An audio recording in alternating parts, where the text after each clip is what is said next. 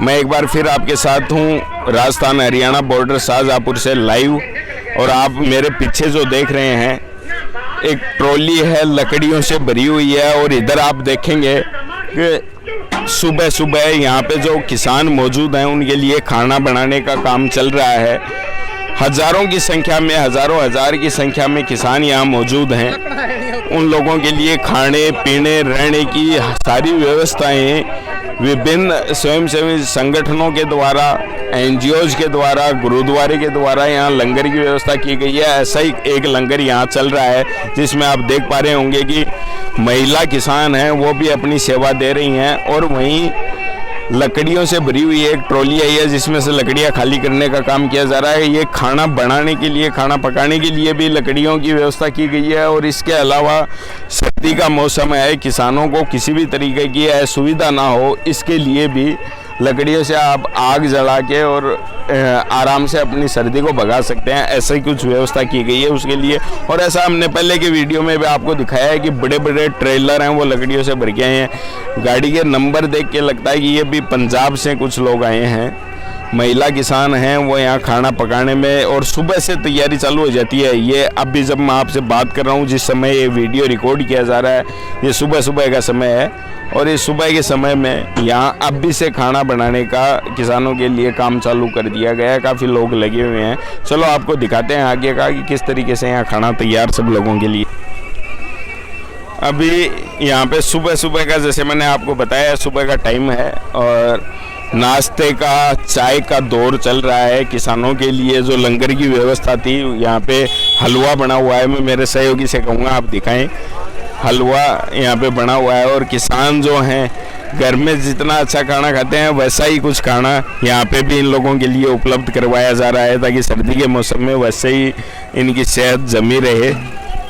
आप देख सकते हैं, आप लाइव देख रहे हैं राजस्थान हरियाणा बॉर्डर से किस तरीके से किसानों के लिए खाने पीने की, नाश्ते की, हर तरीके की चीज़ें व्यवस्थित तरीके से की गई हैं।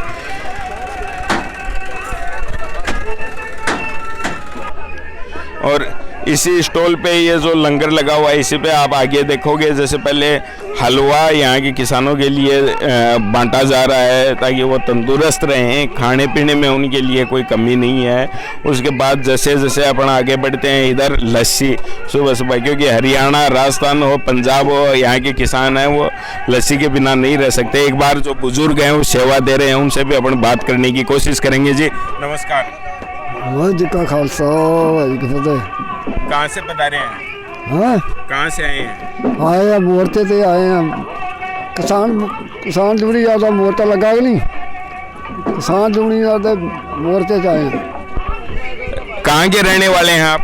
हाँ, कहाँ के रहने वाले हैं? पूरा जिस तरीके से बुजुर्ग हैं वो भी अपनी सेवा में लगातार यहाँ, फिर आगे देखेंगे आप फ्रूट से भरे हुए कैरेट हैं जो बिल्कुल यहाँ इस आंदोलन में किसानों के लिए निःशुल्क हैं और पूरे तरीके से यहाँ के लोगों के लिए सेवा के लिए हैं। महिला किसान है वो खाना पकाने का काम कर रही हैं, आप पीछे देख पा रहे होंगे।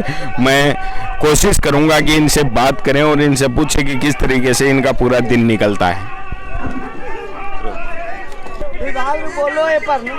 यहाँ काफ़ी धुआं आ रहा है यहाँ से, लेकिन जो सुबह सुबह जब इतने हज़ार की संख्या में किसान यहाँ राजस्थान हरियाणा बॉर्डर पर मौजूद हैं और महिला किसान जो यहाँ हैं वो भी यहाँ अपनी सेवा देने में लगे हुए हैं लगातार। हर जगह से, चाहे वो राजस्थान हो, हरियाणा हो, पंजाब हो, महाराष्ट्र के भी काफ़ी किसान यहाँ हैं जो इस रोड के जो हाईवे है उसके दूसरी साइड है वहाँ पे रुके हुए हैं। उनसे भी हम आपकी मुलाकात करवाएंगे। और यहाँ आप देख रहे हैं कि एक बड़ा सा चूल्हा लगाया गया है जहाँ लगातार किसानों के लिए खाना पकाने का काम किया जा रहा है। महिला किसान हमारे साथ हैं और हमने कल जब हम यहाँ थे तो हमने सुना था कि ये खाना बनाते बनाते महिला किसान जो हैं वो कुछ गुनगुना रही थी। तो एक बार कोशिश करेंगे कि वैसा ही अगर एक बार हमें भी सुनाएं और हमारे दर्शकों तक अगर आपकी आवाज़ पहुँच सके तो हमें अच्छा लगेगा। हाँ, मोदी ने कोई काम नहीं चंगा किया, मोदी ने कोई काम नहीं चंगा किया। पहला उन्हें विआह नहीं कराया मां प्यो दे। सतनाम वाहेगुरु, सतनाम वाहेगुरु, सतनाम वाहेगुरु नाम वाहेगुरु। ये गुरु वाणी है कि आप इस ये जो आप जो है नाम ले रहे हो, ये इसको क्या बोलते हो? नाम वाहेगुरु सतनाम वाहेगुरु सतनाम वाहेगुरु सतनाम वाहेगुरु। लोगों की सेवा करते हुए अपने इष्ट की ये जो प्रार्थना है वो वास्तव में रोमांचित कर देने वाला है, आश्चर्यचकित कर देने वाली ये चीज़ें हैं।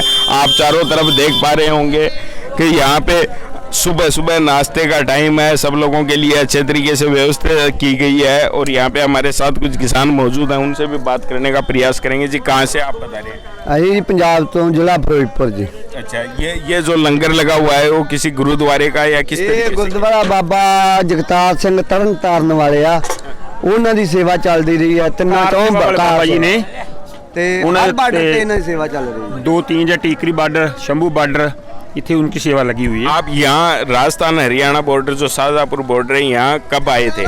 ਇਹ आज ਯਾਦ रहो 8 दिन हो गए। 8 दिन से आए हाँ हैं। जी। अच्छा, एक बात मैं जो हमारे दर्शक हैं वो भी उत्सुक हैं ये पूछने के लिए।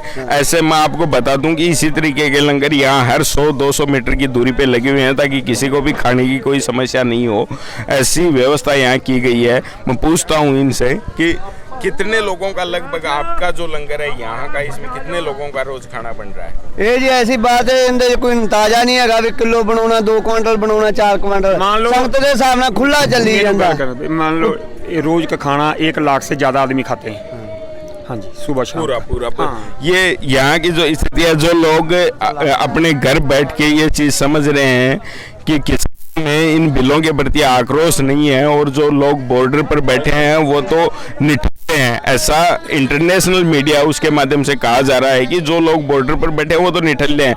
ये बात आप यहाँ के इस वीडियो को देख के समझ सकते हो कि जो लोग अपने घर बार को छोड़ के यहाँ बैठे हैं वो निठल्ले नहीं हो सकते, जो लोग खेती करते हैं वो निठल्ले नहीं हो सकते। इस खुले आसमान में सर्दी इन रातों में अपनी रातें गुजार रहे हैं, अपना दिन गुजार रहे हैं। और इतने लोग महिला किसान जो हैं अपने घर की जिम्मेदारियों को छोड़कर रोड पर यहाँ किसान साथियों के लिए खाना तैयार करने में लगे हुए हैं। ये लोग निठल्ले नहीं हो सकते। ऐसा कुछ आप मोदी सरकार से जो भी अपील या चेतावनी देना चाहो? सर, मोदी सरकार को यही कहना चाहेंगे कि किसानों के लिए ये जो 3 काले अध्यादेश आए हैं, बिल आए हैं, ये इनकी मौत के वारंट हैं। इनको जल्द से जल्द वापस लिया जाए और MSP जो गारंटी कानून है उसको लागू किया जाए।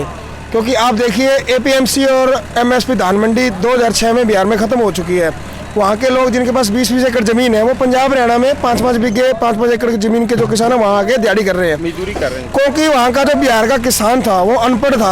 जब उनको वहाँ 2006 में MSP ख़त्म की गई, मंडियाँ ख़त्म हुई, वहाँ उनको पता नहीं लगा। जो पंजाब हरियाणा के जो लोग हैं वो अनपढ़ गवार नहीं है, ये पढ़े लिखे लोग हैं, जागरूक लोग हैं, समझदार लोग हैं। हमारी ज़मीनें हमसे खोसने के लिए कॉर्पोरेट को दी जा रही हैं और हमें वहाँ पे मजदूर बना लेने के लिए मजबूर किया जा रहा है। ये हम होने नहीं देंगे। बात यह है कि जिस तरीके से ब्रिटिश लोगों ने भारत पे राज किया था और हमें गुलाम बना लिया था, उसके बाद हमारे स्वतंत्रता सेनानियों ने, चाहे वो गरम और नरम विचार के दोनों ही लोगों की बात से भी सुलटारा हुआ था, तो कुछ गरम दल के जो नेता थे उन लोगों के क्रांतिकारी विचारों से और उनकी बलिदान से हमें आज़ादी मिली थी। वैसी स्थिति कहीं दोबारा आने का लग रहा है कि वैसी स्थिति आ जाएगी, हम कहीं ना कहीं फिर गुलामी में चले जाएंगे। जिस आदमी की खुद की ज़मीन है वो आदमी अपनी ज़मीन पे मजदूर बन के रह जाएगा। ऐसे कुछ ये बिल है। हाँ जी, हाँ जी। इसके अंदर सर क्या है, मोदी सरकार कह रही है कि किसान को विपक्ष भड़का रहा है। आप देखिए जो किसान आंदोलन चल रहा है इसके अंदर जो संयुक्त किसान मोर्चा जो 500 से अधिक संगठन देश भर में है उसके ये बैनर तरह चल रहा है। और जो यहाँ पर है सिर्फ किसानी के झंडे के नीचे सभी लोग आ रहे हैं। यहाँ पे किसी पार्टी को, किसी राजनेता को मंच दिया नहीं जा रहा। सिर्फ यहाँ पे किसान है, राजनेता जो है वो अपनी राजनीति करने के लिए यहाँ पे आएंगे, उनको यहाँ पे आने के लिए मनाही है कि अगर आपको आना है, समर्थन देना है, बीजेपी को छोड़ो, इस्तीफा दो और हमारे किसान झंडे के नीचे आके बैठो और किसानों का समर्थन करो। युवा साथी ने बहुत ही अच्छी बात कही है कि जो लोग ये कह रहे हैं कि इनको विपक्ष भड़का रहा है, जो राजनीतिक पार्टियां मोदी का विरोध करती हैं, उन लोगों का भड़काया हुआ ये एक आंदोलन है, ऐसा कुछ नहीं है। और ये तो वास्तव में हमें भी देखने को मिला है, जब इस पूरे आंदोलन में जितना पूरा कैंपस है उसमें घूमे, हमें ये पता चला है कि किसान है वो खुद जागरूक है। और एक बात आपने बहुत अच्छी ये कही कि हरियाणा, पंजाब, राजस्थान का जो किसान है आज पढ़ा लिखा है, मजबूत किसान है, वो अपने भले और बुरे का खुद फैसला कर सकता है और इसीलिए आज किसान इतनी बड़ी संख्या में यहाँ पे मौजूद है। तो आपको क्या लगता है कि इसका जो समाधान है वो किस तरीके से निकलेगा? समाधान सर ये है कि इनको वापस लेना ही पड़ेगा, क्योंकि किसानों ने जो अंबानी और अडानी हैं उनके सामानों का और बाबा रामदेव, लाला रामदेव का जो सामान है उसका बहिष्कार कर दिया है। एक खास करके मैं बात आपसे एक और पूछना चाहूंगा कि जिस तरीके से चलो मोदी सरकार का विरोध है, लेकिन इसमें जो उद्योगपति हैं, बड़े उद्योगपति हैं, अंबानी हो गए, अडानी हो गए, और भी उद्योगपति हैं जिनका विरोध हो रहा है, उनकी वजह क्या है? देखिए सर, जो मोदी है उसने अंबानी और अडानी की गुलामी स्वीकार कर ली है और मोदी चाहता है कि जिस तरह मैं इन उद्योगपतियों की गुलामी कर रहा हूं, पूरा देश इनकी गुलामी करे। ठीक है ना? कोऑपरेट घरानों को हर चीज इन्होंने दे रखी है। आप देखिए, रेल, बंदरगाह, गैस, कोयला, हवाई जहाज, आप ये देखिए लाल किला तक इन्होंने अडानी अंबानी को ठेके पर दे दिया, लीज पर दे दिया है। आप ये बताइए कि भारत देश में इन्होंने पिछले 6-7 साल में कौन सा एक इंस्टीट्यूट, कौन सा रिसर्च, कौन सा अस्पताल, कौन सा बड़ा कॉलेज इन्होंने बनाया हो जो संपत्ति हो देश के लिए? इन्होंने जितनी भी संपत्तियां थी, भारत पेट्रोलियम ले लो, आप कोई भी लो, एयर इंडिया ले लो, कोई भी चीज ले लो, इन्होंने सब चीजों को ठेके पर दे दिया, लीज पे दे दिया। किसको? अंबानी अडानी को।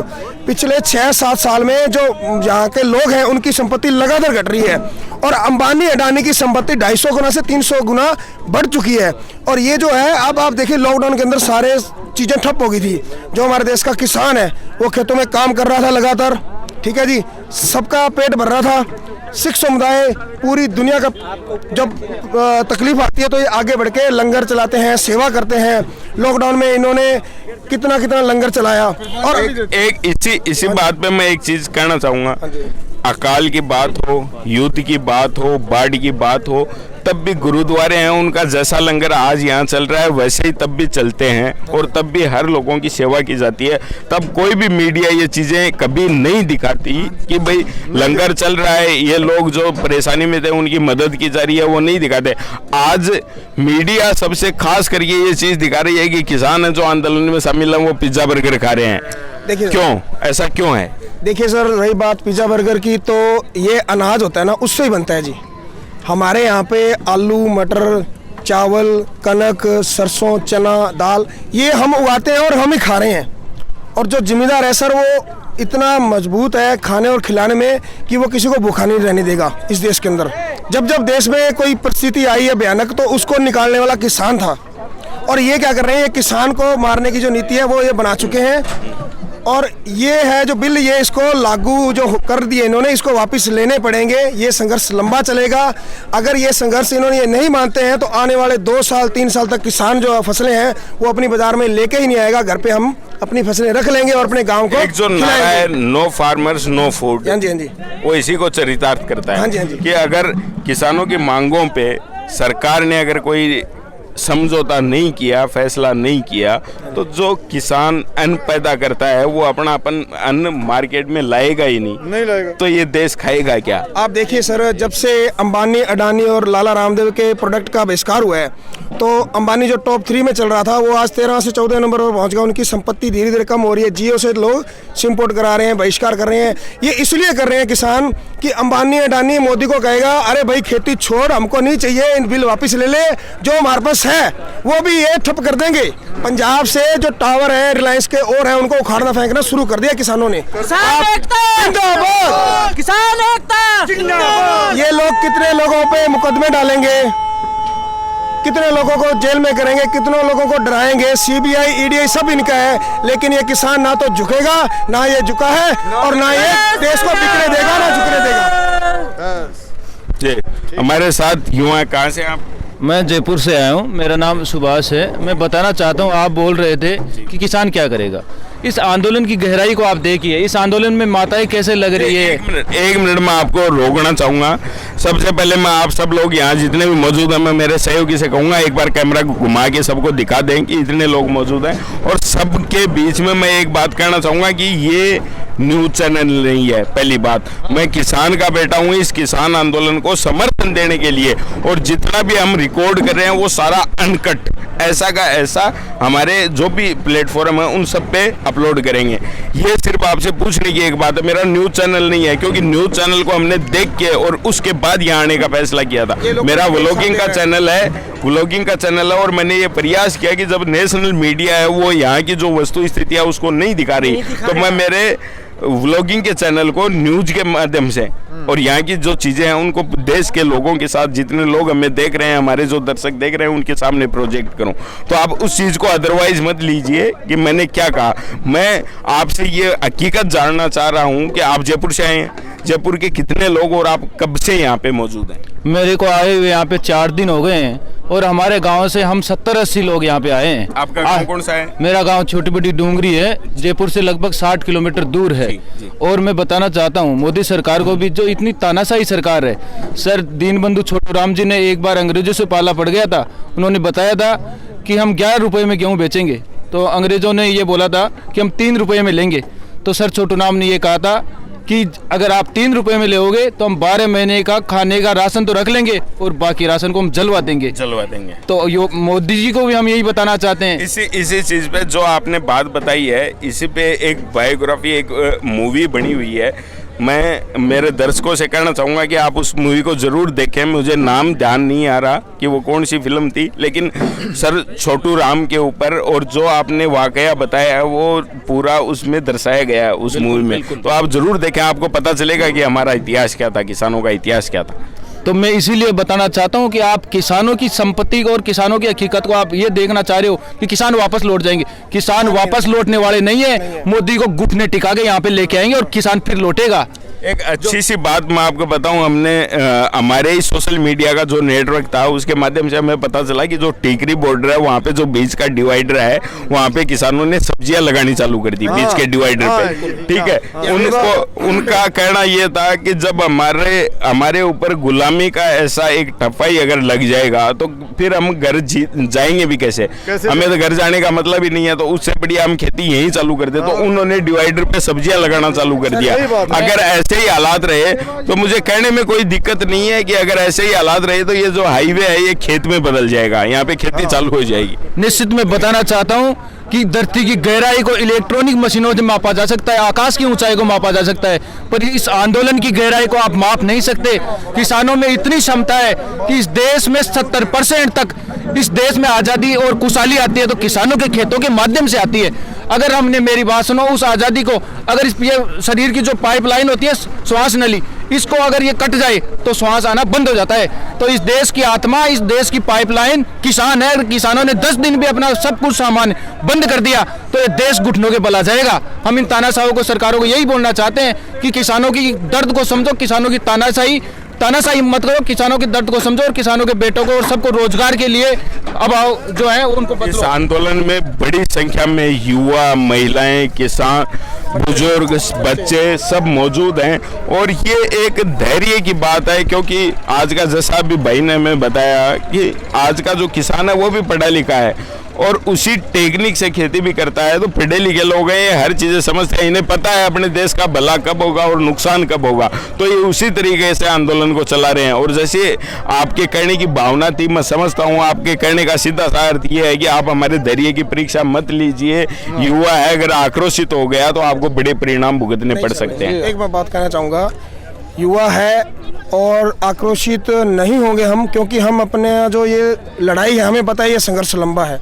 हम शांतिप्रिय तरीके से संविधान के अंतर्गत अपनी मांगों को रख रहे हैं और पीसफुल प्रोटेस्ट कर रहे हैं।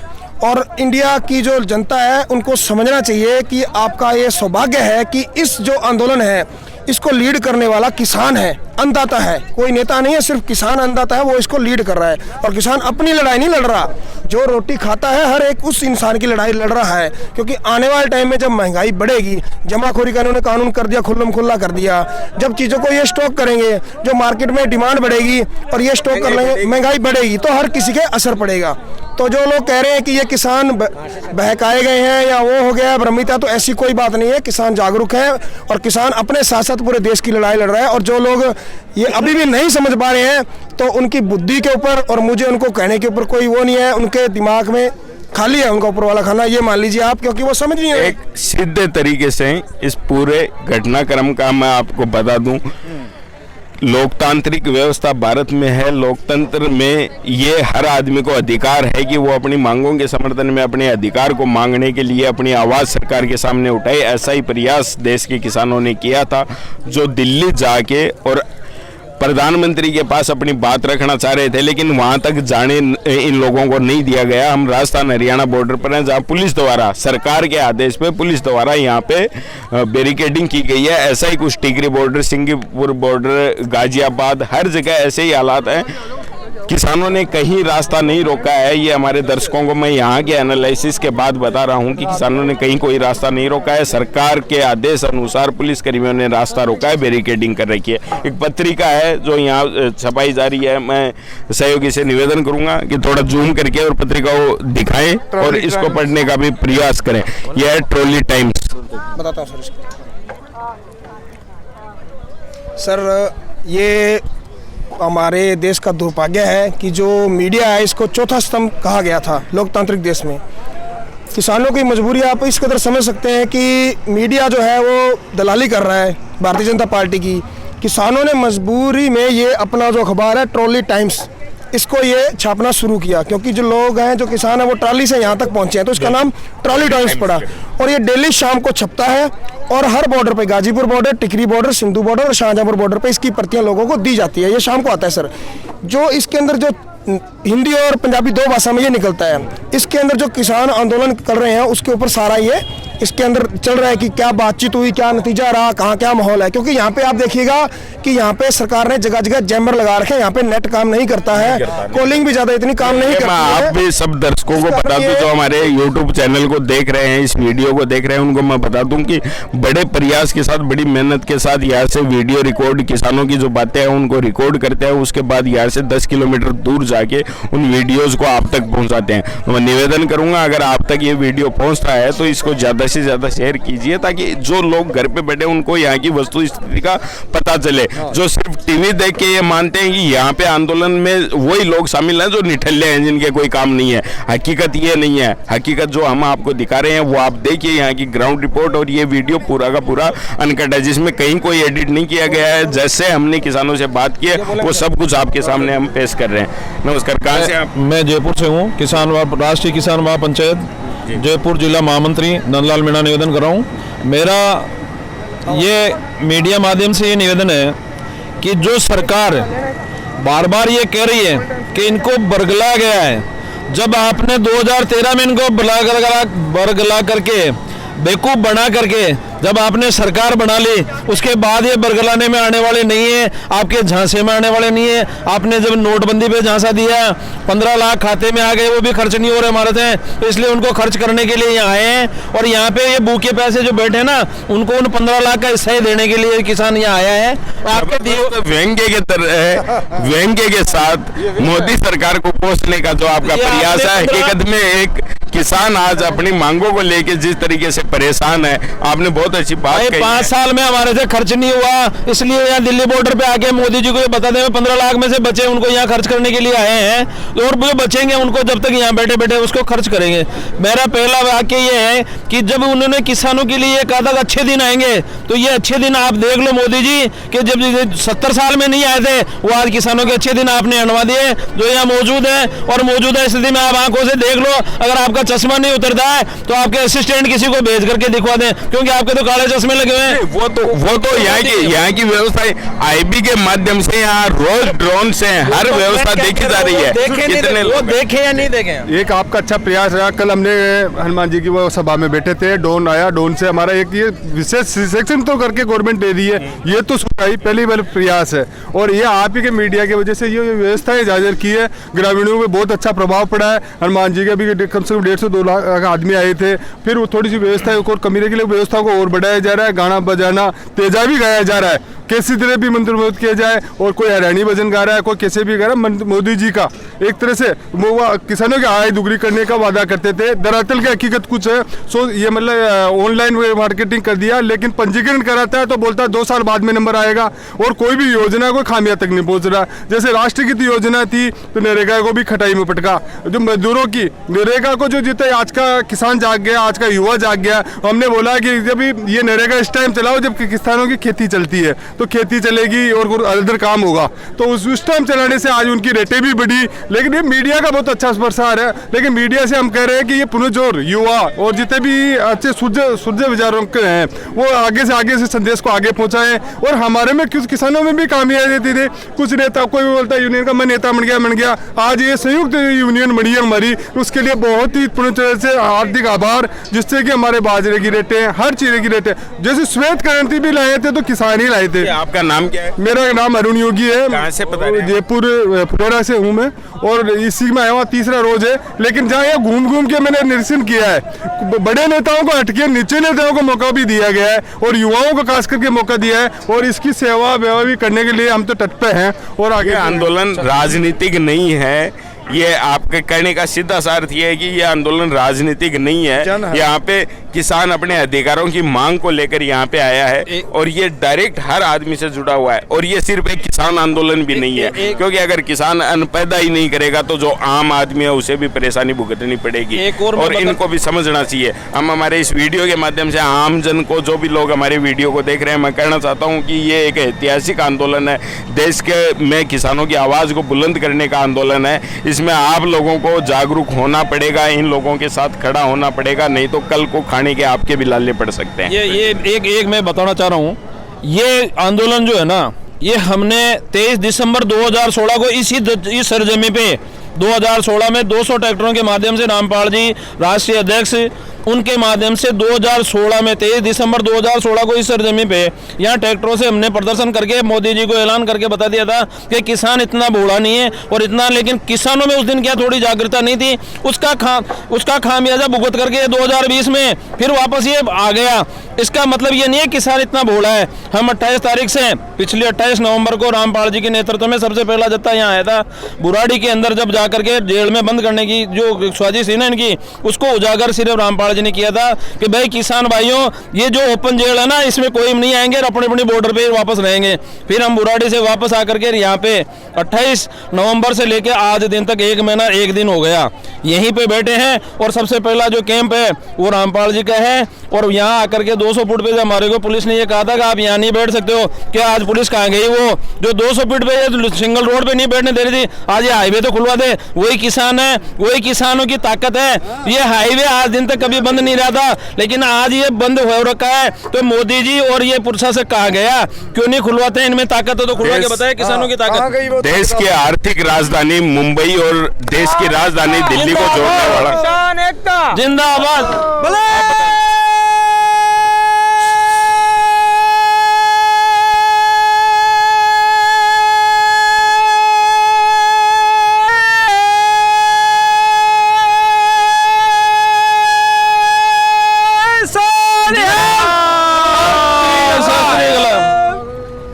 मैं बात कर रहा था, इस देश की आर्थिक राजधानी मुंबई और देश की राजधानी दिल्ली को जोड़ने वाला ये हाईवे, जिस पे आज हजारों हजार की संख्या में किसान मौजूद हैं, ये अपने हक की लड़ाई के लिए आज यहाँ मौजूद हैं। हमने काफ़ी लोगों से बात की है। चलो धन्यवाद, मिलते हैं अगले वीडियो में आपके साथ। बहुत बहुत धन्यवाद।